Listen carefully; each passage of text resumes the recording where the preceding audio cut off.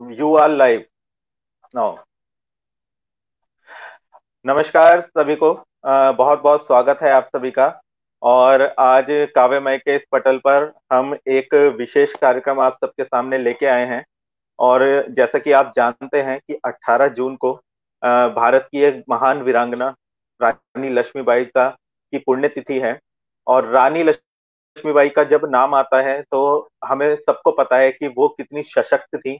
उनके चाहे management skills हो, चाहे उनकी दृढ़ इच्छा शक्ति हो, चाहे उनकी हिम्मत हो, विश्वास हो, तो वो उन सबसे हमेशा हम सबको प्रेरणा मिलती है।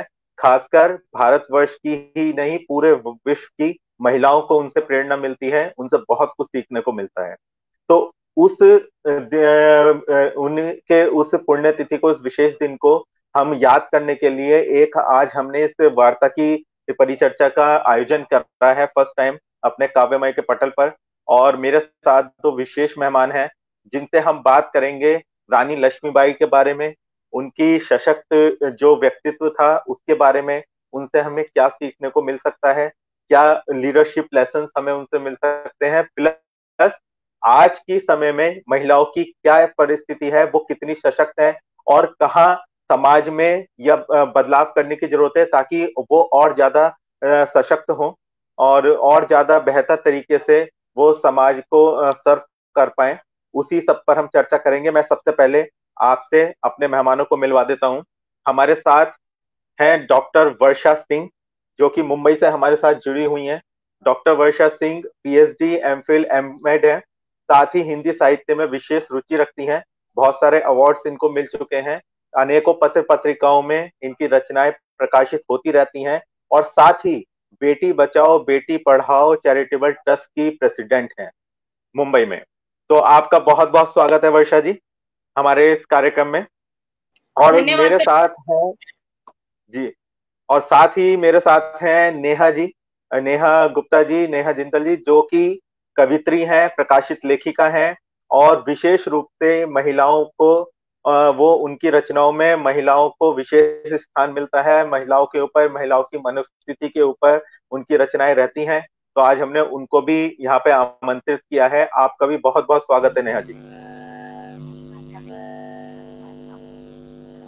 ओके, तो अधिक समय ना लेते हुए हम अपनी चर्चा को आरंभ करते हैं।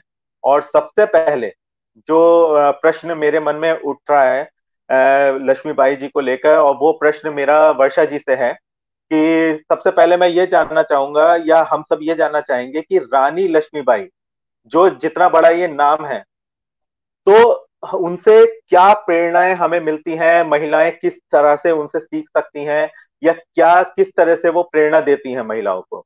जी। बहुत बहुत धन्यवाद तपस। सबसे पहले हमें कार्यक्रम में आमंत्रित करने के लिए और हमें चुनने के लिए आज आपने इस परिचर्चा का हिस्सा हमें बनाया है। और 18 जून को रानी लक्ष्मीबाई की पुण्यतिथि होती है, उस पर एक परिचर्चा रखी गई है कि महिलाओं को सशक्त कैसे बनाया जाए, उनमें एक सशक्तिकरण, नारी सशक्तिकरण किस तरीके से किया जाए। तो मेरा मानना तो ये है, जब तक ये पृथ्वी, जब तक ये दुनिया बनी रहेगी, रानी लक्ष्मीबाई का उदाहरण दिया जाएगा, भविष्य में भी और अतीत में तो दिया ही जा रहा है। 1857 की जब क्रांति हुई अंग्रेजों से युद्ध के समय में, 1858 में जब रानी लक्ष्मीबाई की आयु मात्र 25 वर्ष थी, तब उस महिला ने अपनी पीठ पर बच्चे को बांधकर, और जिसको पता है कि उसका पति नहीं है और आसपास के राज्य उसका साथ नहीं दे रहे हैं, तब घोड़े की लगाम अपने दांतों में दबाकर पीठ पर बच्चे को बांधकर रण में उतर पड़ी। ना तो उसे ये मालूम था कि मुझे विजय प्राप्त होगी या नहीं होगी, उसे ये भी नहीं पता था कि आज शाम को मैं अपने घर जीवित जा पाऊंगी या नहीं जा पाऊंगी। केवल एक लड़ाई थी, या तो उसको आत्मसमर्पण करना था या अपने स्वाभिमान को बचाना था। तो उसने चुना स्वाभिमान को बचाना, और स्वाभिमान को बचाते बचाते वो 25 साल की महिला उस रण में ही शहीद हो गई। तो उनको तो याद किया जाना इसलिए भी लाजमी है कि कुछ ना होते हुए भी उसने वो कौशल दिखाया और अंग्रेजों के दांत खट्टे कर दिए।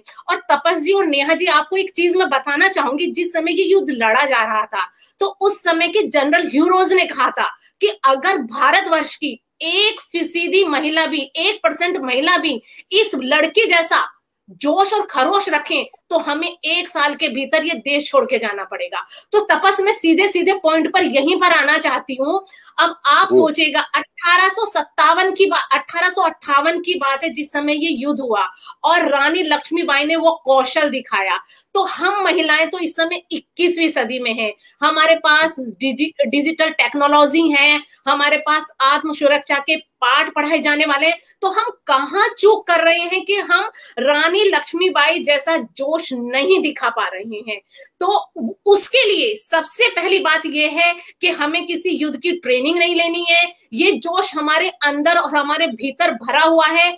और यहाँ पर आज रानी लक्ष्मीबाई जी की हम पुण्यतिथि, उनको श्रद्धांजलि अर्पित कर रहे हैं। तो केवल रस्म अदायगी नहीं होनी चाहिए कि हमने एक परिचर्चा कर दी, कुछ समय बाद ये खत्म हो जाएगी। यहाँ से, इस पटल से, काव्यमय पटल से शुरुआत होनी चाहिए कि तपस जी ने एक ऐसा कार्यक्रम रखा जिन्होंने एक अलग जताई कि रानी लक्ष्मीबाई हर लड़की के अंदर पैदा होनी चाहिए। तो बस मैं तो यही कहूंगी कि रानी लक्ष्मीबाई जीती या हारी ये मैटर नहीं करता है, हम अपनी स्वाभिमान की रक्षा के लिए अगर मर भी जाएं कोई फर्क नहीं पड़ता है। अगर मर गए तो सदियों तक याद करे जाएंगे कि उस फलानी लड़की ने या उस महिला ने अपने स्वाभिमान की रक्षा कैसे की। तो रानी लक्ष्मीबाई तो हम स्वयं में बस जगाने की आवश्यकता है। धन्यवाद। बिल्कुल बिल्कुल बिल्कुल, बहुत सही बात कही आपने। सबसे ज्यादा महत्वपूर्ण रोल जो अदा करती है वो इच्छा शक्ति करती है किसी भी व्यक्ति के अंदर, और वही सबसे बड़ी थी रानी लक्ष्मीबाई में कि उन्होंने अपनी इच्छा शक्ति के बल पर इतनी कम आयु में उस नाम को, उस शोहरत को या फिर उस पहचान को हासिल करा जो सदियों तक आगे चलती रहेगी। तो इसी इच्छा शक्ति के बेस पे अब जब हम बात करते हैं कि महिलाएं आगे जो बढ़ रही हैं आज के समय में, अगर हम देखें तो महिलाएं कहीं भी पीछे नहीं है। अगर हम देश के रक्षा मंत्रालय की भी बात करें तो वो भी हमारी महिला ने संभाला है, और आज की डेट में फाइनेंस मिनिस्ट्री जैसे महत्वपूर्ण विभाग को भी महिला संभाल रही है। एक समय पहली बार ऐसा देश ने देखा कि गृह मंत्रालय एक पुरुष संभाल रहे हैं, और जो है ना होम मिनिस्ट्री और साथ ही रक्षा मंत्रालय जैसा महत्वपूर्ण पद पहली बार किसी महिला को दिया गया। तो ये एक बहुत बड़ी बात है। जब हम देश में देखते हैं तो बड़े बड़े पदों पर बड़ी बड़ी कंपनियों के सीईओ, यहाँ तक कि जैसे चंद्रा कोचर हो गई, नूरी जी हो गई, इन्होंने अपनी अलग पहचान बनाई है और ये साबित करा है कि चाहे वो बिजनेस वर्ल्ड हो, चाहे कोई सा भी वर्ल्ड हो, महिलाएं कहीं भी पीछे नहीं है। तो सशक्तिकरण जब होने पे आए, महिलाएं अपने दृढ़ निश्चय कर लें तो वो कहीं हार नहीं मान सकती, वो हर जगह आगे बढ़ सकती हैं। तो इसी के साथ मैं अपने अगले प्रश्न की तरफ चलूंगा, और ये प्रश्न होगा मेरा नेहा जी से।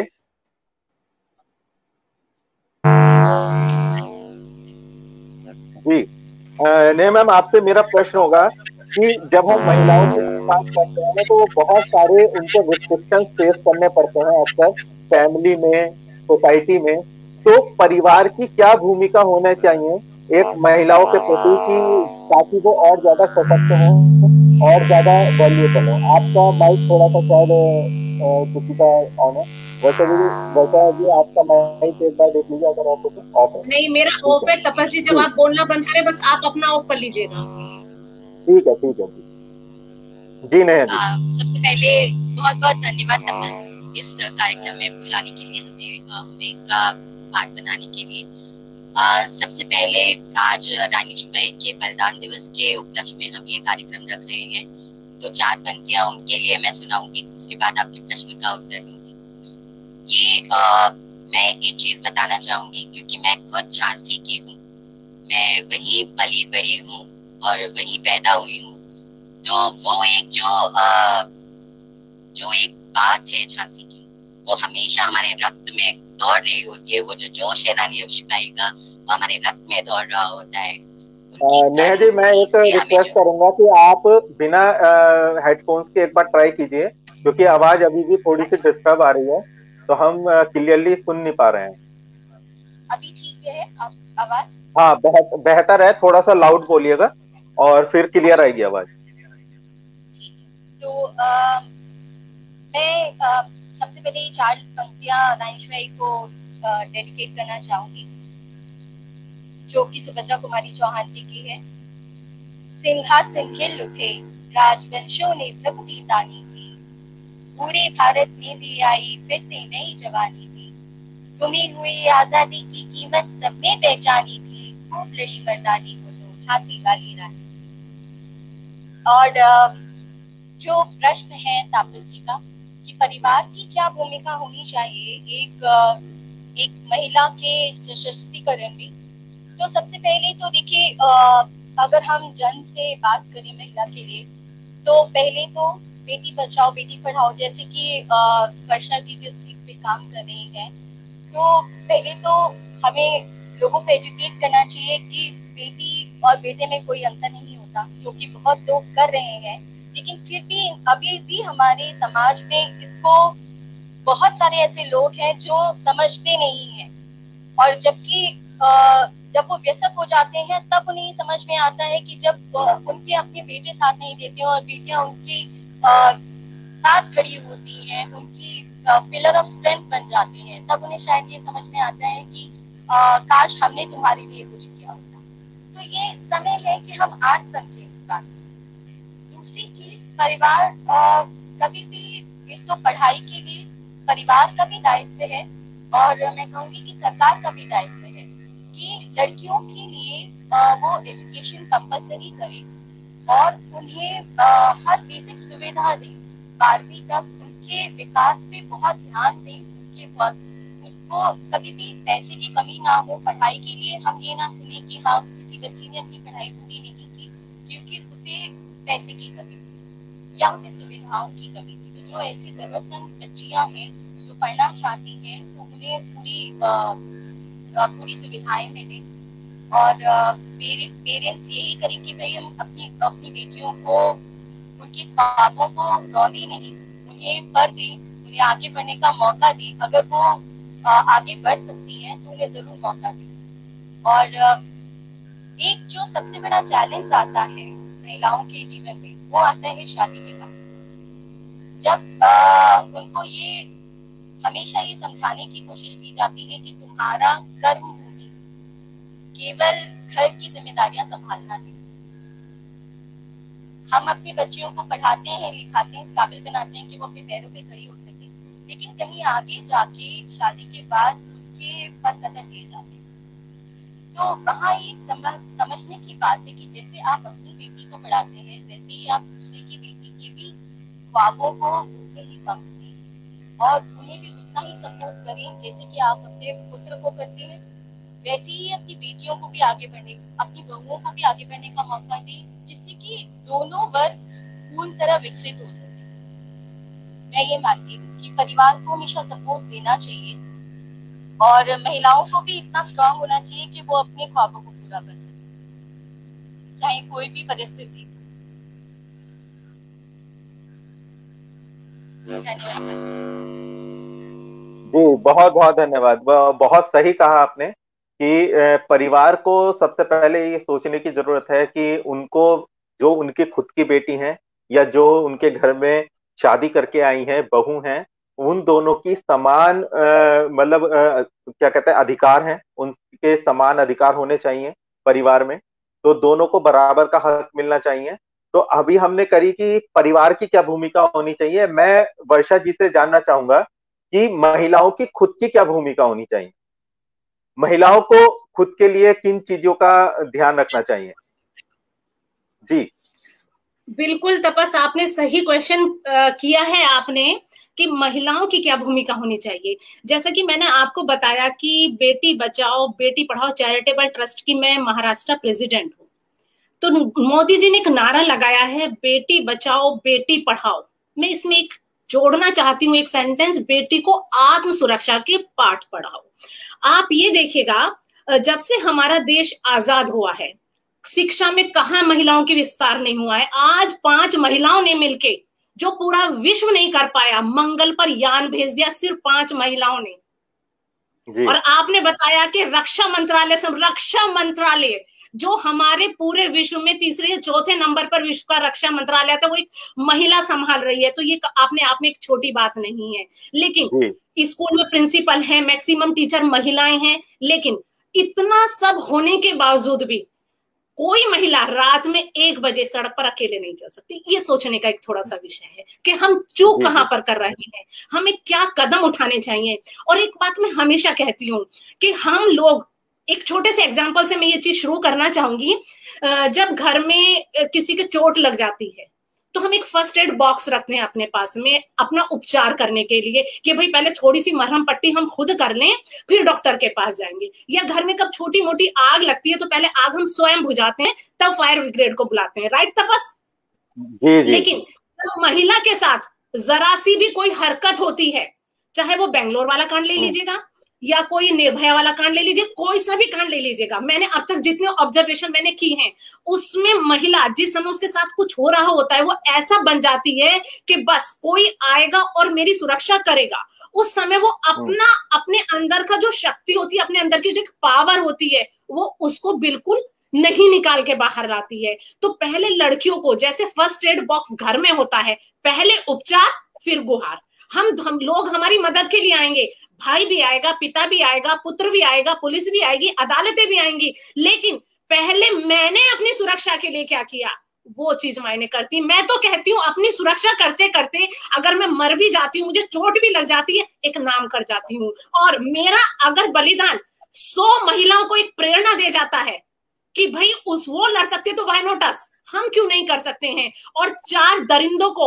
ये बता सकते हैं कि भाई उस लड़की ने ऐसा किया है, अगर हम फलानी लड़की के साथ या किसी और लड़की के साथ ऐसा करेंगे वो हमें मार देगी, हमारा ये अहित कर देगी। जब ये भावना धीरे धीरे पनपेगी तो आप देखिएगा इस समाज से ये सब चीजें निपट जाएंगी। और तपस, मैं आपको अपना एक एग्जाम्पल देती हूँ, थोड़ा सा समय लूंगी, 2 मिनट का। मैं धामपुर की रहने वाली हूँ। उस समय मैं 18 या 19 साल की रही होंगी और मेरा वजन मुश्किल से 35 या 40 किलो से ज्यादा ऊपर नहीं गया कभी भी। तो हमारे धामपुर में बड़ी संकरी गलियां होती हैं और लड़कियों को चेन पहन के जाना तो बिल्कुल अलाउड नहीं होता है, क्योंकि मनचले और सोने की चेन देख के हाथ मारने का फिराक में रहते हैं।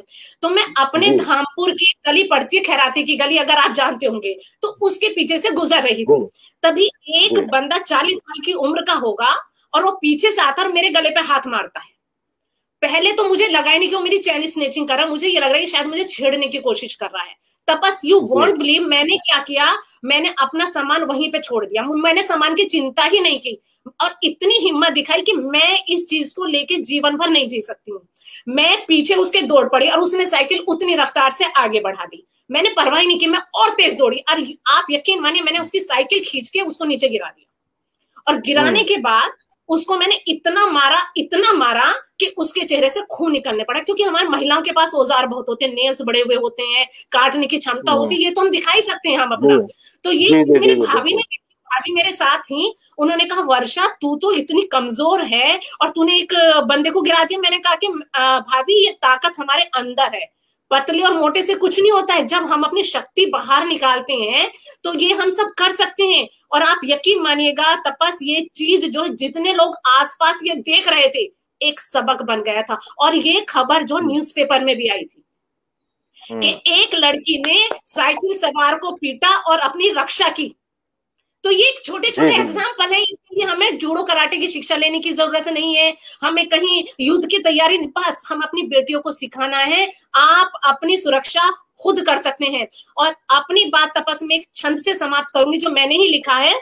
अत्याचार सहे नहीं, डर डर रहे नहीं, अत्याचार सहे नहीं, डर डर रहे नहीं, खुद अपनी रक्षा का वचन निभाएंगे, खुद अपनी रक्षा का वचन निभाएंगे। अपनी पहचान हो, अपना स्वाभिमान हो, अपनी पहचान हो, अपना स्वाभिमान हो, कारनामा कुछ ऐसा हम कर जाएंगे, कारनामा कुछ ऐसा हम कर जाएंगे। छुपा हुआ नारियों में धैर्य बल अपार है, सारे दुशासन नारी बल से मिटाएंगे, सारे दुशासन नारी बल से मिटाएंगे। अब नहीं रहे हम अब लाबेचारी बन, अब नहीं रहे हम अब बेचारी बन दुर्गा का निरूप सारे जग को दिखाएंगे, दुर्गा का निरूप सारे जग को दिखाएंगे। तो बस ताकत हमारे अंदर है, बस परिवार वालों को उस ताकत को जगाना है। और बल्कि तपस, मैं तो ये कहूंगी, मैं और मेरी बेटी और मैं और मेरा बेटा हम घर में मॉक ड्रिल करते हैं, देखते हैं कौन किसको कितना हरा सकता है। ऐसी प्रैक्टिस हर घर में होनी चाहिए कि जब हम घर में युद्ध की तैयारी करेंगे, ये मॉक ड्रिल घर में होने चाहिए। मैंने कहा, मेरी डॉटर का नाम सुहानी है, मैंने कहा सुहानी आज मुझे हरा के दिखाओ, देखते हैं हम दोनों में कौन जीतता है। तो ऐसी चीजें जब घर में होंगी तो बच्चा घर से ही प्रेरणा लेके बाहर निकलेगा। Thank you. बिल्कुल बिल्कुल सही, बिल्कुल सही कहा दीदी आपने। जैसे कि आपने बताया अभी कि महिलाएं खुद को तैयार रखें और खुद को सशक्त बिल्कुल बनाएं, ताकि उनको जरूरत पड़ने पर अपनी आत्मरक्षा वो स्वयं कर सकें, किसी पर डिपेंड ना रहना पड़े। मुझे आपकी बात से एक अभी किस्सा याद आया। हाल ही में हमने कोरोना काल में उसको सुना कि पहले एक श्रवण हुए थे जो अपने माता पिता को लेकर जगह जगह घूमे थे, और अभी एक लड़की का जिक्र आया था कोरोना काल में, मुझे नाम याद नहीं आ रहा उसका। वो बच्ची हजारों किलोमीटर दूर से अपने पिता को गांव तक लेके आई थी वापस, क्योंकि वो शहर में कहीं फंसे हुए थे। ज्योति था उस लड़की का नाम, ज्योति। जी ज्योति। तो वो पूरे देश के लिए एक प्रेरणा बन गई कि इतने कठिन समय में भी जो काम अच्छे अच्छे पुरुष नहीं कर पाए, बड़ी बड़ी मतलब लोग नहीं कर पा रहे थे, पैसे वाले लोग नहीं कर पा रहे थे, जिनके पास सारी सुविधाएं हैं, वो अपने पिता को साइकिल पे बिठा के हजारों किलोमीटर दूर अपने गांव तक ले आई थी, सही सलामत, सब मुश्किलों से निकाल के। तो ऐसे बहुत सारे एग्जाम्पल्स से हमारे आसपास की दुनिया भरी पड़ी है, उनसे हमें प्रेरणा मिलती रहती है। अगले प्रश्न की तरफ हम बढ़ते हैं। नेहा जी से मेरा अगला प्रश्न रहेगा कि रानी लक्ष्मीबाई की जब हम बात करते हैं, आप खुद भी झांसी से हैं, बहुत सारी चीजें आपने रानी लक्ष्मीबाई के बारे में खुद भी पढ़ी हैं, और आप ज्यादा बेहतर तरीके से उसको समझते होंगे, आप उसको परिवेश में रहे हैं। तो उनकी जो लीडरशिप क्वालिटी थी, उससे हम क्या सीख सकते हैं? किस तरह का उनका नेतृत्व था? नेतृत्व की क्या विशेषताएं थी उनकी? जी हाँ, एक्चुअली सबसे बड़ी बात तो निडरता। जी, वो इतनी निडर थी, उन्हें किसी बात का डर नहीं था कि हाँ अंग्रेज हैं या हमारे कोई साथ के राज्य के दूसरे राजा हैं जो उन पे दबाव बनाते हैं। उन्हें किसी का डर नहीं था, उनको सही गलत में चुनाव करना आता था। वो हमेशा सही का साथ दिया उन्होंने। जब उन पे मुसीबत आई, जब उनके पति नहीं रहे, गंगाधर राव का देहांत हो गया, तो कितने लोगों ने उन पर दबाव डाला कि वो एक स्त्री हैं और उन्हें एक विधवा का जीवन जीना है, उन्हें जैसे कहा जा रहा है, जैसे उनके परिवार के लोग कह रहे हैं उन्हें वैसे जीना है। किंतु उन्होंने उसको ध्यान नहीं दिया। उन्होंने सब कुछ दरकिनार करके उन्होंने पहले ये ध्यान दिया कि मेरी अपनी झांसी को, मेरी अपनी कर्म भूमि को क्या चाहिए। उसे एक नेतृत्व की जरूरत है जहाँ पे कोई नहीं था उसकी रक्षा करने के लिए। तो उन्होंने सब कुछ त्यागा, अपने दुख को त्यागा, उनका बेटा भी मर गया था, उन्होंने उस चीज को भी दरकिनार करके उन्होंने सबसे पहले जो डिसीजन लिया वो डिसीजन था उनकी कर्म भूमि की रक्षा। तो उनकी इतनी दृढ़ निश्चय थी और इतनी फोकस थी, उनका बिल्कुल फोकस थी कि उनको क्या करना है। प्लस एक चीज जो और मुझे लगती है कि रानी लक्ष्मीबाई से हमें सीखनी चाहिए वो है कि विवेक। उन्होंने कोई भी डिसीजन जल्दबाजी में नहीं लिया। जब पहली बार उनके राज्य पे अंग्रेजों ने क्या कहते आक्रमण किया, तो उन्हें लगा कि हाँ उनकी सेना अभी तैयार नहीं है कि वो अपनी झांसी की रक्षा कर सके। तो उस समय उन्होंने जिसे कहेंगे कि एक विरोधाभास नहीं किया। वो उस समय अपने गढ़ को छोड़ के चले गए।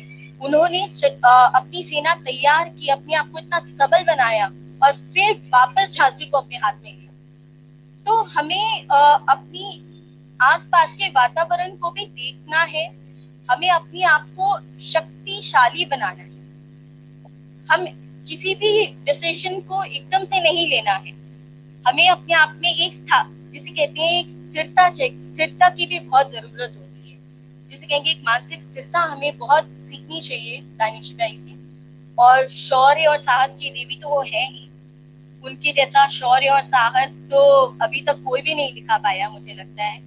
तो वही हमने सीखा है उनसे। और मुझे लगता है कि ये एक जो मैं जैसे मैंने कहा कि मैं उसी कर्मभूमि से हूँ, तो मुझे लगता है कि ये चीज मेरे अंदर भी बहुत है कि सही को सही, गलत को गलत।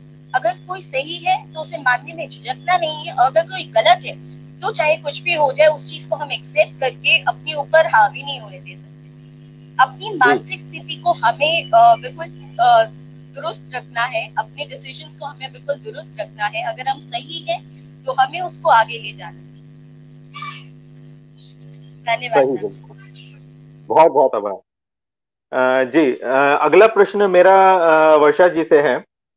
वर्षा जी, हम देखते हैं कि हमारा अक्सर जो है महिलाओं पर जो है ना कुछ प्रतिबंध होते हैं जो कि पुरुषों पे नहीं होते। वो अक्सर महिलाओं के ऊपर होते हैं कि आपको कैसे रहना है, क्या कपड़े पहनने हैं, क्या खाना है, क्या मतलब समाज में किस तरह से बिहेव करना है।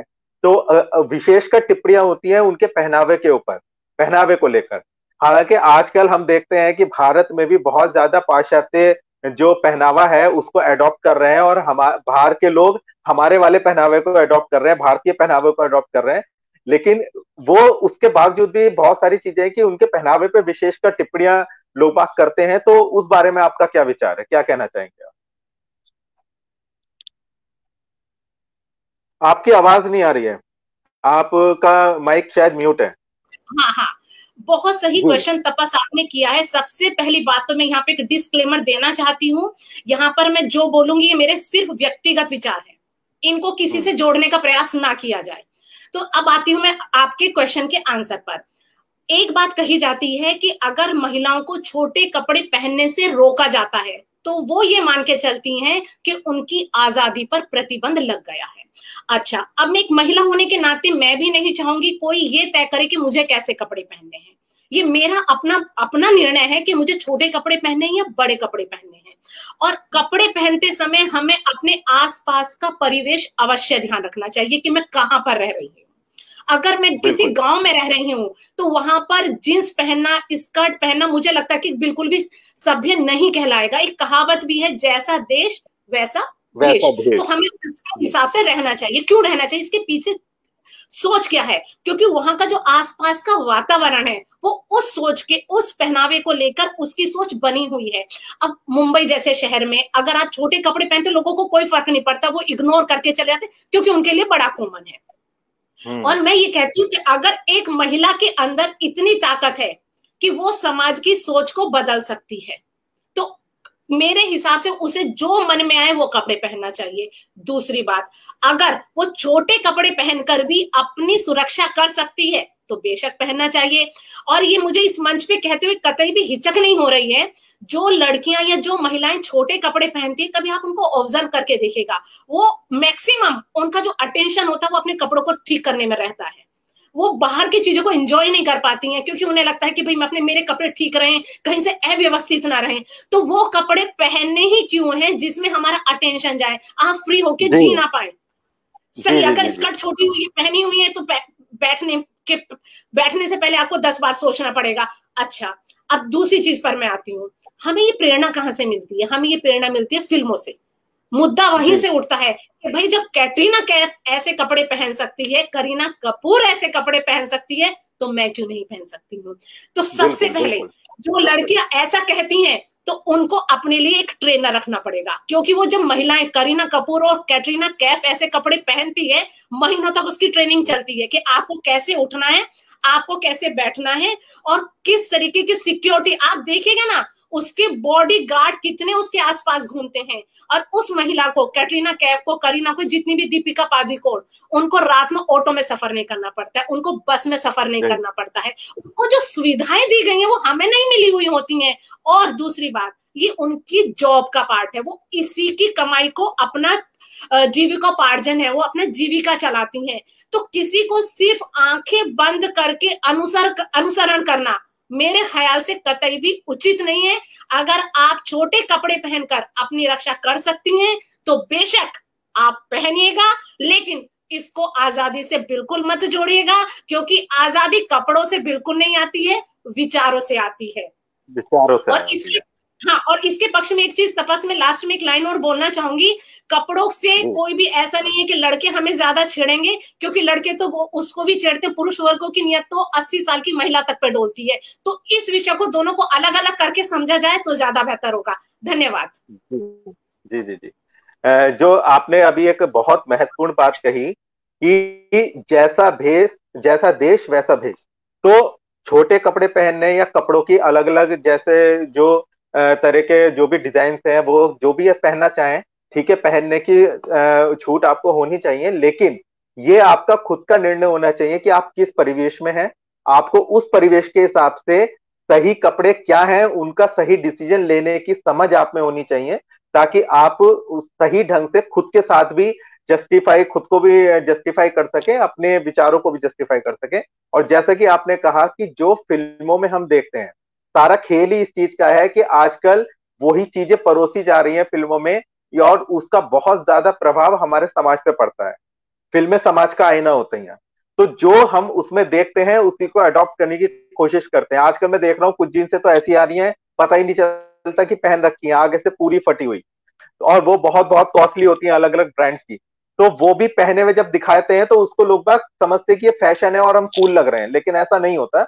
और आपको अपना क्या मतलब, किस परिवेश में आप रह रहे हैं, वहां पे शालीनता के साथ किस तरह के वस्त्रों को पहनकर आप अपनी गरिमा को बनाए रख सकते हैं, इस चीज को आपको स्वयं सोचना है। इसके लिए कोई अलग से कोई बंदा आपको कितना भी गाइड कर ले, जब तक आप खुद उस चीज पर विचार नहीं करेंगे, कोई दूसरा उसको नहीं बता सकता। तो हम अगले प्रश्न की तरफ चलते हैं। अगला प्रश्न मेरा फिर से नेहा जी से है कि अभी हम बात कर रहे थे कि महिला सुरक्षा के ऊपर कुछ बात कही थी, वर्षा जी ने एक प्रश्न उठाया था, उसी पर मैं आगे बढ़ना चाहूंगा कि महिला सुरक्षा अभी भी हम इंश्योर नहीं कर पा रहे हैं। बहुत सारे किस्से रोज हमारे आमने सामने घूमते रहते हैं कि आज यहाँ एक बच्ची का बलात्कार हो गया, एक वहां एक छोटी बच्ची को जो है ना, मतलब बलात्कारियों ने परेशान करा, और इतनी सारी घटनाएं, मतलब जो सोच के भी हमें डर लगता है, तो वो अभी भी हो रही हैं। इतना मतलब रक्षा बजट हमारा है, इतनी महिला सशक्तिकरण बढ़ रहा है, तो उसका क्या रीजन है, मतलब उसके लिए क्या किया जा सकता है? पहली चीज तो ये आप भी मानेंगे तापस जी कि ये एक सोच है जो कि लोगों में बहुत ही विकृति आ गई है कि लोग ये नहीं समझ पाते हैं कि क्या सही है और क्या गलत है, और इतने गलत कामों में इन्वॉल्व हो जाते हैं क्योंकि ऐसा कोई उन्हें सिखाता नहीं है, कोई किसी से कहता नहीं है कि हाँ लाइक क्योंकि हम भारतीय संस्कृति को देखें तो हम पूछते हैं महिलाओं को, लेकिन ये एक सोच जो डेवलप हो गई है जिसका सोशल मीडिया, मूवीज और ज्यादा एक्सपोजर, पॉर्न साइट्स का भी, सब चीजों का एक्सपोजर भी है, जो कि मेंटल जो इम्बैलेंस क्रिएट कर रहा है लोगों के दिमाग में, वो बहुत ही खतरनाक है। और इसके लिए जैसे कि बहुत सारे लोगों ने बोला है कि education at home, charity begins at home. हमें अपने बच्चों को ये सिखाना बहुत इम्पोर्टेंट है कि महिलाओं का सम्मान करें, और ये कोई प्लेफुल ऑब्जेक्ट्स नहीं है हम जिनके साथ कुछ भी किया जा सके। और दूसरी चीज ये है कि सरकार को भी बहुत स्ट्रिक्ट रूल्स बनाने चाहिए, इससे बिल्कुल पीछे नहीं हटना चाहिए। जो इस तरह के क्राइम करते हैं उनको वाकई बहुत ही कड़ी सजा देनी चाहिए, जिससे कि आगे के लिए एक बहुत बड़ा सबक बन जाए, जिसके लिए मैं ये मानती हूँ कि सरकारें या हमारा सिस्टम बहुत पीछे है। बहुत सारे ऐसे देश हैं जहाँ पे इन चीजों, मतलब इस तरह के महिलाओं के साथ जो उत्पीड़न होते हैं, महिलाओं के साथ जो गलत काम होते हैं, उनके लिए बहुत बहुत स्ट्रिक्ट लॉज हैं। इवन जहाँ तक मैंने पढ़ा है, पाकिस्तान तक में इतने लॉज हैं, जो कि बहुत ही अंडर डेवलप्ड कंट्री है अभी। लेकिन हम इंडिया में क्यों इस चीज को इम्प्लीमेंट नहीं कर पा रहे हैं कि हम इसके लिए बहुत स्ट्रिक्ट रूल्स रखें, और क्यों लोग हिम्मत कर पाते हैं इस तरह की चीजों के लिए।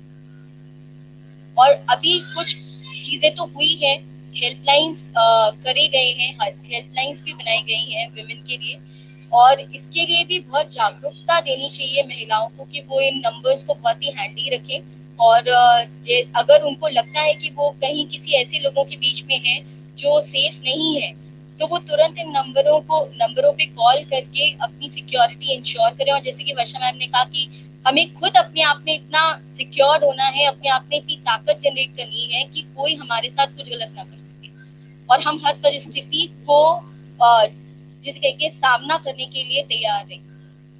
तो मैं तो यही कहूंगी कि हम इतने युवा लोग हैं तो हम अपने आप में एक कोशिश करें कि हम सरकारों को मूव कर सकें कि वो स्ट्रिक्ट रूल्स भी लाएं इन चीजों के लिए।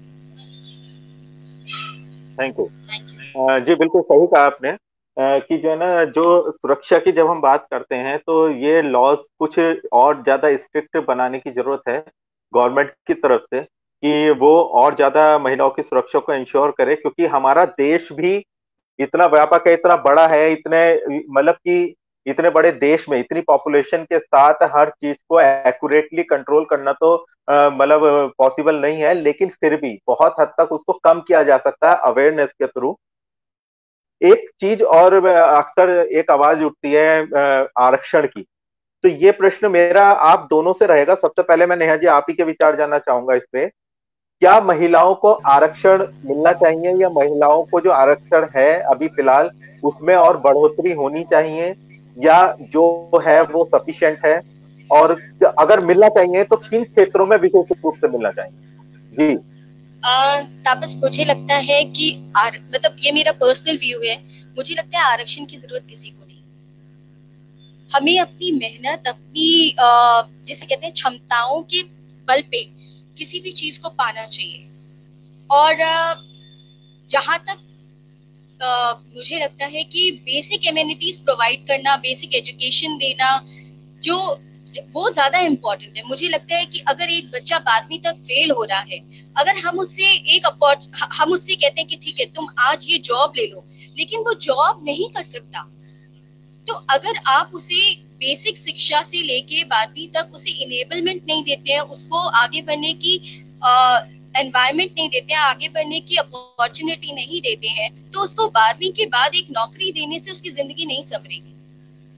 वो केवल फाइनेंशियली शायद थोड़ा बहुत हेल्प कर सके, लेकिन उसको कभी भी उस चीज से हेल्प नहीं मिलेगी। और उसके कारण बाकी जो लोग जो सक्षम है, जिनको वो नौकरी मिलनी चाहिए, वो नहीं मिलेगी।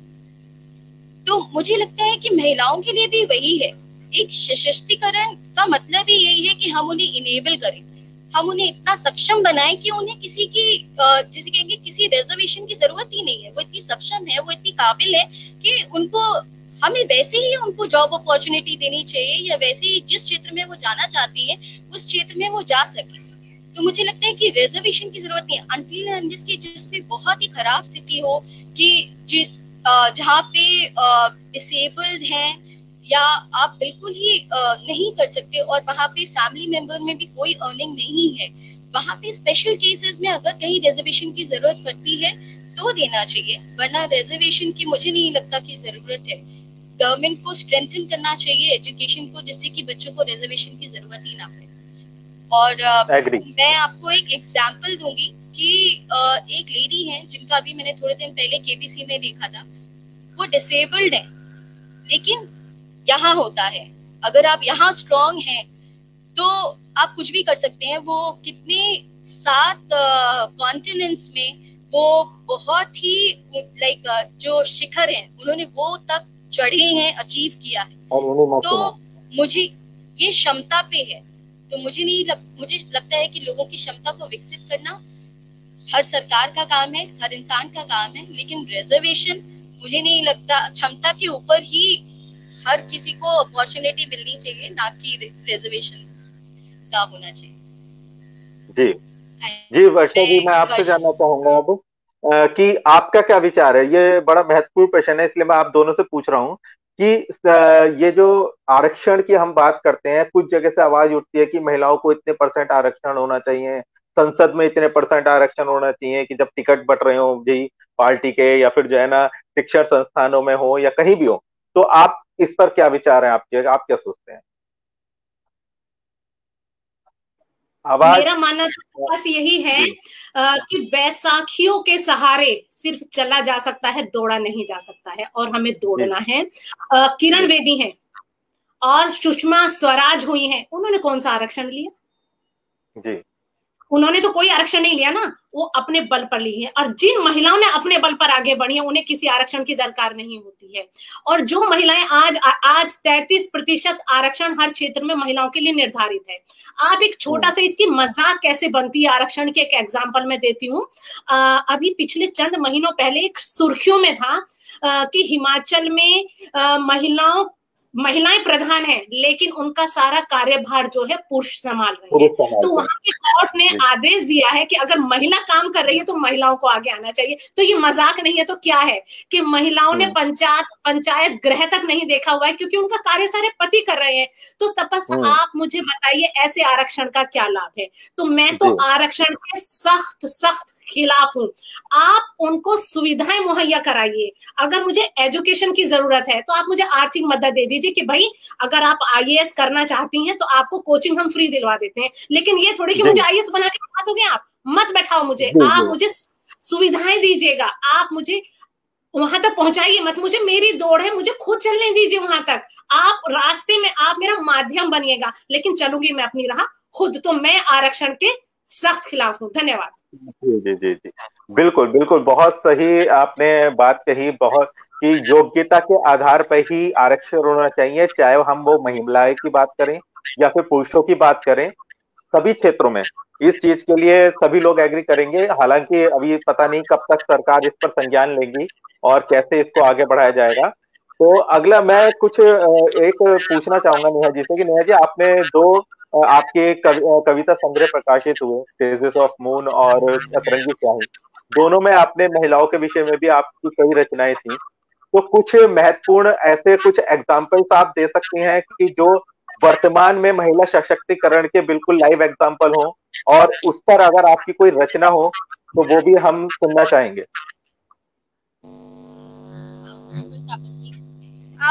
मुझे लगता है बहुत सारे एग्जाम्पल हैं। सुश्री सुषमा जी अब हमारे बीच नहीं है, लेकिन वो एक बहुत बड़ा थोड़ा सा वॉइस को लाउड रखिएगा नहीं नहीं, इसको शायद इसके बिना ज्यादा अच्छी आ रही है आवाज। हाँ, एक्चुअली थोड़ा लाउड रखिएगा। हाँ, तो मुझे लगता है कि सबसे बड़ा एग्जाम्पल तो सुषमा स्वराज जी है, जो आज वर्तमान में हमारा एग्जाम्पल है। अब वो हमारे बीच नहीं है, लेकिन उन्होंने जो विदेश मंत्रालय जिस तरह से संभाला, जितना उन्होंने किया लोगों के लिए, जिस तरह से वो एक्टिव रहते थे सोशल मीडिया पे और लोगों की रिक्वेस्ट को तुरंत वो सॉर्ट आउट करके उन्होंने कितने लोगों को मदद की है। बाहर जो फंस गए थे लोग भारतीय मूल के, उनको वो यहाँ पे लेकर आए हैं, पाकिस्तान से और भी कई देशों से वो लेकर आए। तो और प्रॉम्प्ट थी, वो बहुत अपने काम में दक्ष थी। लोगों ने उनकी इतनी तारीफ की, इवन बाहर के जो विदेश के लोग हैं उन्होंने भी उनको बहुत माना कि उन्होंने बहुत ही अच्छे से विदेश मंत्रालय हैंडल किया। और हम भी जानते हैं कि वो कितनी उसूलों की पक्की लेडी थी। तो वो एक एग्जाम्पल है मेरे लिए, जो वर्तमान समय में नारी सशक्तिकरण को शो करती है। इसके अलावा इंदिरा नुई है। मैं एक लेडी है जिनको मैं बहुत पसंद करती हूँ, जो कि है सुधा मूर्ति।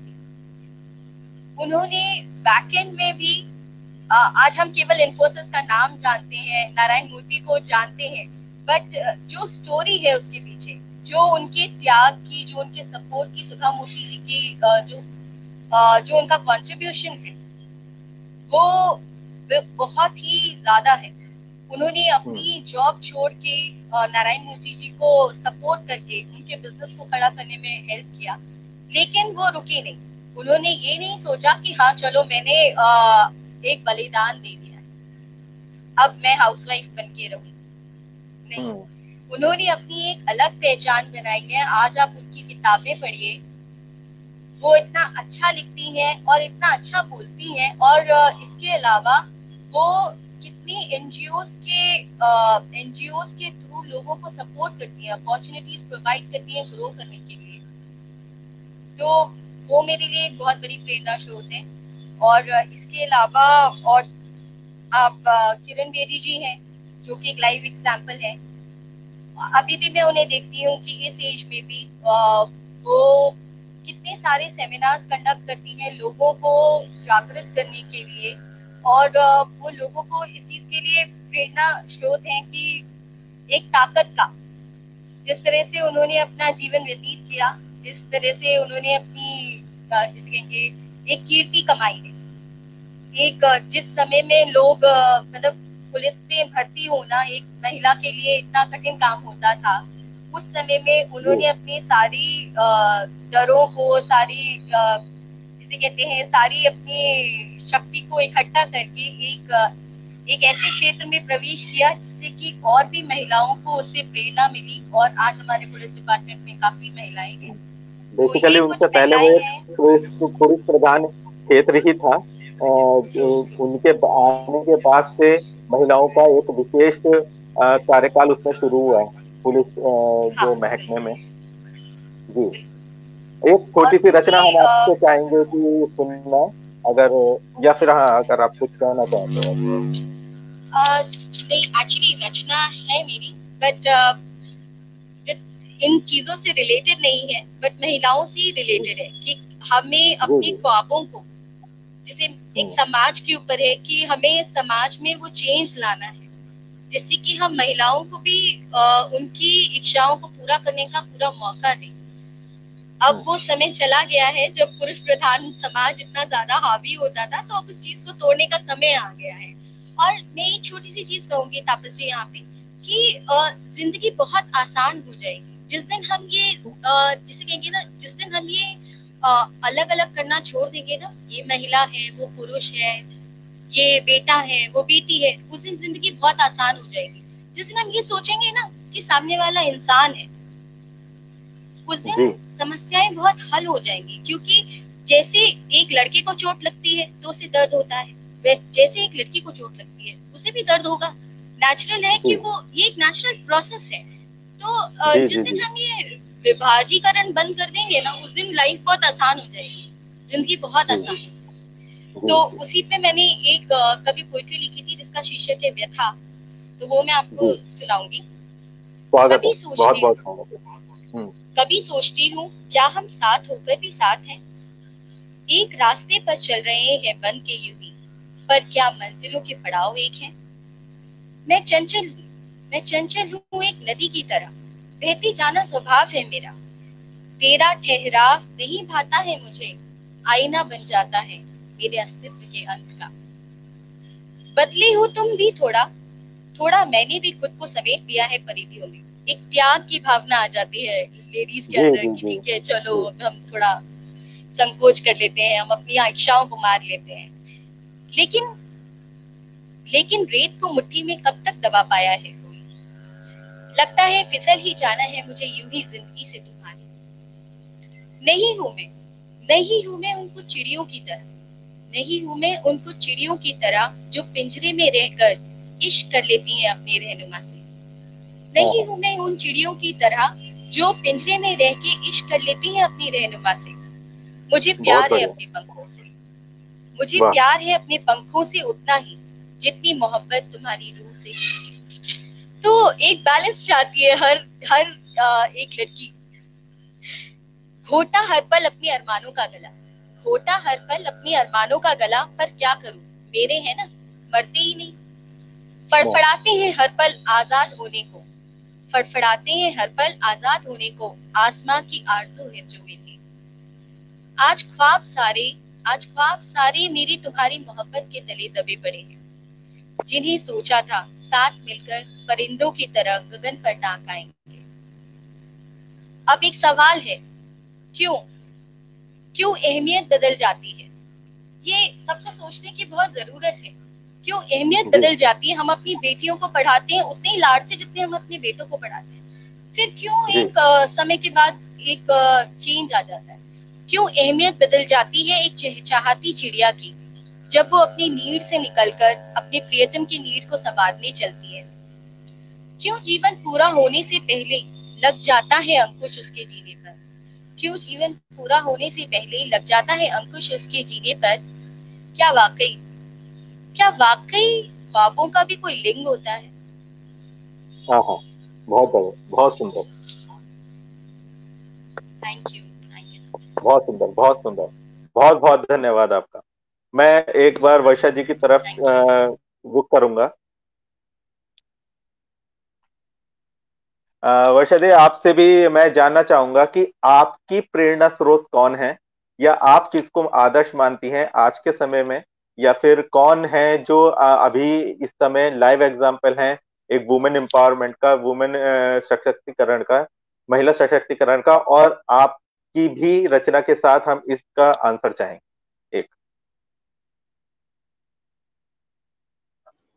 बिल्कुल तपस, मैं तो बिल्कुल आंसर में जो आपने पहला प्रश्न किया था उसी में मेरा आंसर है। मेरी प्रेरणा स्रोत नो डाउट महारानी लक्ष्मीबाई है, रानी लक्ष्मीबाई है, और जो सबकी प्रेरणा स्रोत है, चाहे वो किरण बेदी हो, सुषमा स्वराज हो, इंदिरा नूई हो, जितनी भी महिलाएं वो सबकी प्रेरणा स्रोत है। क्योंकि कहीं ना कहीं ताकत हमें आईएएस के लिए 50 एग्जाम्पल मिल जाएंगे कि महिलाएं बनी हुई हैं, तो मैं ऐसा एक एग्जाम्पल जो महिलाओं को हर तरीके से सक्षम बनाए। रानी लक्ष्मीबाई बचपन से ही गुड्डे गुड़ियों से नहीं खेली, उसका फेवरेट कलर पिंक नहीं था, वो चीजें करती थी जो उसकी क्षमता को बाहर निकाल के लाए। वो हाथियों के ऊपर दौड़ती थी, बर्छी तीर कटारी से वो खेलती थी, और खेलती इसलिए नहीं थी कि उसके वो शौक थे, उसने अपने आप को तराशा था, उन्होंने अपने आप को एक ऐसी एक महिला के रूप में निखारा था कि उसको जैसे पहले से पता था कि उसको भारत का इतिहास लिखना है, आने वाली महिलाओं का प्रेरणा स्रोत बनना है। तो वही एक एक महिला हम में से ऐसे निकलनी चाहिए। मैंने इस पृथ्वी पर जन्म लिया है तपस, तो मैं ये चाहती हूँ कम से कम 5 महिलाओं को मैं प्रेरणा देके जाऊं। वर्षा का नाम केवल 5 महिलाएं याद रखें कि वर्षा ने अपने जीवन में ये काम किया। यहाँ पर मैं एक एग्जांपल दूंगी, मैं अपनी लाइफ में बड़ी डेयरिंग रही हूँ। दिल्ली रेलवे स्टेशन का एग्जांपल है, वहां पर चोर उचक्के तपस बहुत घूमते हैं। आप यकीन मानिएगा, उस दिन मैंने साड़ी पहनी हुई थी और एक चोर मेरा पर्स छीनकर भागा, और पर्स जब वो छीन के भागा मैं उसके पीछे दौड़ पड़ी। हालांकि मुझे पता था ये मेरे काबू में नहीं आने वाला है, लेकिन मैं इतनी तेज चिल्लाई और मैं उसके पीछे दौड़ती रही। मेरी आवाज सुनकर आसपास के लोग उसको आगे से पकड़ना शुरू किए और पुलिस वाले आए और उसको आकर पकड़ लिया। जब हम पुलिस स्टेशन में गए तो उन्होंने ये कहा कि हमें पता है कि महिला लड़ नहीं सकती, लेकिन आपने वो काम किया जो आप कर सकते हो, आप चिल्ला सकते हो, आप उसके पीछे दौड़ सकते हो, आप रोई नहीं, वहां पर एक जगह बैठ के रोई नहीं कि मेरा पर्स छिन गया। और आपकी आवाज इतनी तेज थी कि हमें पुलिस स्टेशन में सुनाई दे रही थी, और वहीं से हमने आपकी आवाज सुन के पुलिस स्टेशन से भागे और हमने इस चोर को पकड़ लिया। तो मैं ये कहती हूँ कि ये प्रेरणा जो मुझे मिली है रानी लक्ष्मीबाई से मिली है कि हर पल हर जगह अपनी ताकत का एहसास करो, जो जितना तुम्हारे पास है। अगर मेरी किचन में केवल दाल सब्जी रोटी है, उन्हीं में मुझे एक ऐसा पकवान बना के रखना चाहिए कि लोगों का मन खुश हो जाए। मेरे अंदर जितनी ताकत है एटलीस्ट उतना तो मैं कर सकती हूँ, उतनी अपनी सुरक्षा कर सकता हूँ। तो मेरा मानना यही है कि रानी लक्ष्मीबाई सबकी है, सदियों तक रहेंगी, मेरी वही बेस्ट है। जी, एक रचना आपसे हम सुनना चाहेंगे। जाने से पहले हमारा समय हो रहा है, लेकिन हम चाहेंगे कि आप एक रचना और पढ़ें। बिल्कुल, मैं यहाँ पर कुछ ऐसा रचना सुनाना चाहूंगी। अगर कुछ अलग कह दूं तो मुझे सूचित कीजिएगा। कि हमारे यहाँ महिलाओं को हर चीज का एक ढंग बताया जाता है कि तुम्हें कैसे चलना चाहिए, तुम्हें कैसे पहनावा पहनना चाहिए। तो मैंने एक कविता बनाई है कि लड़कों की परवरिश कैसे होनी चाहिए, तो उसी पे मैं मुक्तक आपके सामने रखती हूँ। जी, स्वागत है। अलग तरीके से हो, अलग तरीके से हो परवरिश बेटों की, पहरा मर्यादाओं का बेटों पे बिठाइए, पहरा मर्यादाओं का बेटों पे बिठाइए। हंसने रोने का ढंग, हंसने रोने का ढंग बेटी को सिखाया खूब, बेटों पे भी आड़ जरा हया की लगाइए, बेटों पे भी आड़ जरा हया की लगाइए। छेड़खानी लड़के से करे ये अवारावन, छेड़खानी लड़के से करे ये अवारावन। शील शिष्टाचार पाठ बेटों को पढ़ाइए, शील शिष्टाचार पाठ बेटों को पढ़ाइए। देवी के समान यहाँ नारी के स्वरूप सारे, देवी के समान यहाँ नारी के स्वरूप सारे। नारी सम्मान करना बेटों को सिखाइए, नारी सम्मान बहन करना बेटों को सिखाइए। बहुत धन्यवाद। सुंदर, बहुत बहुत सुंदर, शानदार। आपका और बहुत तपस, बहुत आभार इस खूबसूरत रचना के लिए। हाँ, और तपस आपने एक चीज यहाँ पे मैं 2 मिनट और लेना चाहूंगी। ये जो जी आपने आज यहाँ पे परिचर्चा रखी है, बड़ी सार्थक परिचर्चा रखी है, और मुझे लगता है कि ये परिचर्चा बड़ी दूर तक जाएगी। तो ये बात जो मेरे मन में, मैं चाहती हूँ कि मन में न रहे, बाहर निकल जाए, वो और कहना चाहूंगी। जी, बिल्कुल बिल्कुल हमारे, बिल्कुल। जैसे कि हमने अभी फिल्मों का जिक्र किया था, ये जो फिल्में होती है ना, हमारे समाज का आईना होती है। अब एक छोटा सा एग्जांपल मैं देना चाहूंगी कि 1950 में जब किसी महिला के साथ फिल्मों में छेड़खानी होती है, गुंडे उसको छेड़ते थे, तो वो आवाज लगाती थी, बचाओ बचाओ बचाओ। तो उसको एक हीरो फिल्म का बचाने आ जाता था। 1950 में भी वही होता था और 21वीं सदी में भी वही हो रहा है कि एक जी हीरोइन चिल्लाती है, हीरो बचाने के लिए आता है, हीरो बचाकर ले जाता है। ये कब तक जी चलेगा? सिर्फ फिल्मों में हीरो उठाने के लिए, हीरो के एक अस्तित्व बनाने के लिए हम महिलाओं को कब तक नीचे दिखाते रहेंगे? चंद जी फिल्मों को अगर मैं छोड़ दूं, मैरी कॉम को, दंगल को, कोई फिल्म ऐसी नहीं बनती है मैक्सिमम जिसमें ये दिखाया जाए कि महिलाएं पुरुष को बचा रही हैं। क्या महिलाएं पुरुष को नहीं बचा सकती हैं? क्या वो गुंडों से लड़के उसको नहीं बचा सकती हैं? जब तक जी ऐसी फिल्में नहीं बनेंगी, क्योंकि मैं फिल्मों का जिक्र क्यों कर रही हूँ, क्योंकि फिल्में हमारे समाज का आईना है, और समाज यहाँ वो केवल आंखों पर असर नहीं डालती हैं, वो हमारे यहाँ पर असर डालती हैं, हमारे दिमाग पर असर डालती हैं। चाहे मैं कुछ ना कर पाऊं, लेकिन एक फिल्म देख के मेरे अंदर इतना जोश आ जाएगा कि ना चाहते हुए मैं वो सब कर जाऊंगी जो एक अपनी रक्षा के लिए मुझे करना चाहिए। तो ये कि फिल्मों का जी स्वरूप जरूर बदलना चाहिए, महिलाओं बिल्कुल। को ऐसा आकड़ दिखाना चाहिए कि वो पुरुषों को बचाती हुई दिखाई जाए। धन्यवाद। जी जी, जो अभी हाल ही में हमने देखा होगा कि जो आईटी के नए रूल्स आए हैं ओटीटी प्लेटफॉर्म्स और जो सिनेमा को लेकर, उसमें भी विशेष रूप से इन्हीं बातों की चर्चा है कि हमेशा उन सीरियलों में जो नए कार्यक्रम बन रहे हैं उसमें भोग की वस्तु एक प्रोडक्ट की तरह महिलाओं को दिखाया जाता है। ये बदलना चाहिए। मतलब जब तक हम देखे जैसे महिलाओं को आप उसमें दिखा रहे हैं उसी तरह से महिलाएं बनने की कोशिश कर रही हैं।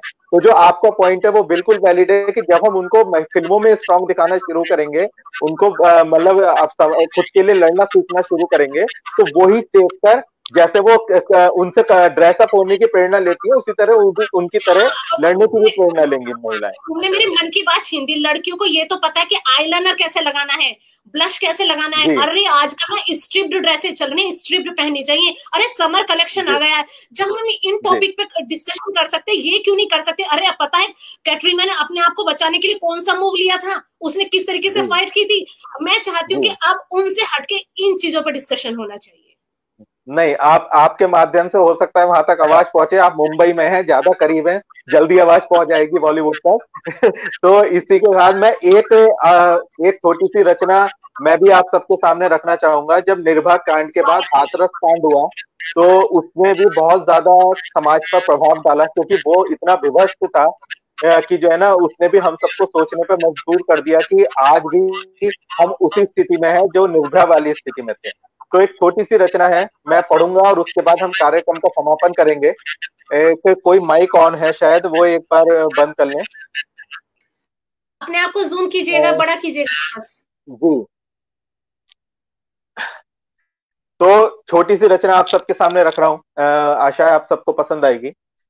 विदा लेने से पहले अपने कुछ बात आप तक पहुंचाना चाहता हूँ। जब हाथरस कांड हुआ तो मन में बहुत ज्यादा आया कि यार अभी तक वही स्थिति बनी हुई है। जब निर्भया कांड हुआ था उस समय इतने सारे लॉस बनाए गए थे, नियम बनाए गए थे, इतनी सारी रिस्ट्रिक्शंस गवर्नमेंट ने लगाई थी, लेकिन उनका कोई असर नहीं हुआ। अभी भी वही की वही स्थिति है और आज भी हर दूसरे तीसरे दिन हम कोई ना कोई इस तरह की खबर सुन लेते हैं। तो तब मन में आता है कि कैसे लिखूं कोई गीत गजल में, कैसे लिखूं कोई गीत गजल में, मन में पीड़ा गहन समाई, नारी के भावों को क्यों ये जालिम दुनिया समझ ना पाई। कैसे लिखूं कोई गीत गजल में, मन में पीड़ा गहन समाई, नारी के भावों को क्यों ये जालिम दुनिया समझ ना पाई। हर पल देती अग्नि परीक्षा, हर पल देती अग्नि परीक्षा, नजरों से बचना होता है, समाज के नियमों का बोझ खुद ही खुद सहना होता है, स्वयं ही खुद सहना होता है, अंदर ही सब दर्द छुपाकर, अंदर ही सब दर्द छुपाकर सही हूं मैं कहना होता है, लाख घुटन हो लाख हो बंधन, जैसे भी हो रहना होता है। लाख हो बंधन जैसे भी हो रहना होता है, करती सारा जग ये रोशन, करती सारा जग ये रोशन, फिर भी रहती बनकर परछाई, नारी के भावों को क्यों ये जालिम दुनिया समझ न पाई। जहां पूजते नारी को हम, जहां पूजते नारी को हम, वहीं उसे कचोटा जाता। जहां पूजते नारी को हम, हमारा देश अकेला ऐसा है जहां सबसे ज्यादा महिला की पूजा होती है, चाहे वो दुर्गा हो, सरस्वती हो, इतनी सारे महिला आइडियल्स हैं हमारे यहाँ जिनकी पूजा की जाती है, उसके बाद भी सबसे ज्यादा महिलाओं पे जो अत्याचार होता है वो हिंदुस्तान में होता है। तो जहां पूजते नारी को हम, वहीं उसे कचोटा जाता। ऊंच नीच का ध्यान में रखकर अगला कदम फिर सोचा जाता। दर उम्र न देखे न देखे बचपन, उम्र न देखे न देखे बचपन, दरिंदगी से नोचा जाता। लहू बहाकर उसका भूमि पर कानूनी ढंग से फिर पोछा जाता। किसी ने उसकी चीख ना सुनी, किसी ने उसकी चीख ना सुनी, कितना ही तो वो चिल्लाई। नारी के भावों को क्यों ये जालिम दुनिया समझ न पाई, नारी के भावों को क्यों ये जालिम दुनिया समझ न पाई। बहुत बहुत धन्यवाद। इसी के साथ, इस छोटी सी रचना के साथ आज की जो भी वार्तालाप हुई, मुझे आशा है आप सभी को बहुत पसंद आएगी। उन सबसे महिलाओं को बहुत ज्यादा प्रेरणा मिलेगी। और मैं सबसे पहले आभार व्यक्त करता हूँ, धन्यवाद व्यक्त करता हूँ हमारे दोनों गेस्ट का, वर्षा जी का, नेहा जी का, कि वो आई और इतने सशक्त विचार अपने हमारे इस पटल पर रखे। बहुत सारी महिलाएं इससे प्रेरणा लेंगी। इस वीडियो के माध्यम से बहुत कुछ सीखने को उनको मिलेगा। कुछ उनके विचार बदलेंगे, कुछ उनकी सोच बदलेगी। हो सकता है कि कुछ आगे चलकर इस चीज का क्रेडिट कहीं ना कहीं आप तक पहुंचे कि आपकी इस बात को मैंने समझ लिया था और पहले मैं ऐसी थी और आज मैं ऐसी हूँ। ये एग्जाम्पल्स हो सकता है हमें इन फ्यूचर मिल जाए। तो आप सभी का बहुत बहुत धन्यवाद। यहाँ हमारे साथ जुड़े रहने के लिए जितने भी व्यूअर्स हैं उन सबका बहुत बहुत धन्यवाद। और नारी सशक्तिकरण समाज के लिए बहुत ज्यादा महत्वपूर्ण है। तो हर कदम पर, हर प्रयासों के साथ, चाहे वो हम आम लोगों की बात करें, चाहे सरकार की बात करें, चाहे अपने समाज की बात करें, सभी को मिलकर काम करना होगा ताकि पुरुषों के बराबर नारियों को भी उनके अधिकार मिले, वो खुल के इस समाज में जी पाए। अपनी इच्छा के अनुसार जब हम उनको स्वच्छंद जीने की आजादी देंगे तो वो बहुत कुछ ऐसा कर जाएंगी जिनकी शायद आप उम्मीद ना करते हो अभी तक। तो इसी के साथ मैं आज के इस वार्तालाप को विराम दूंगा और आप सभी का दोबारा से एक बार धन्यवाद। आपको भी धन्यवाद। बस मैं ये एक चीज आपसे रिक्वेस्ट करना चाहूंगी, आज जितने व्यूअर्स हमारे साथ जुड़े हैं एक बार उनको, उनका नाम यहाँ पर पटल पर अगर आप बोल देंगे ना तो उनको भी अच्छा लगेगा, क्योंकि हम उन्हीं से हैं। तो मैं चाहती हूँ एक बार पटल पर उनका नाम और ले दीजिए जो हमारे साथ जुड़े हुए हैं।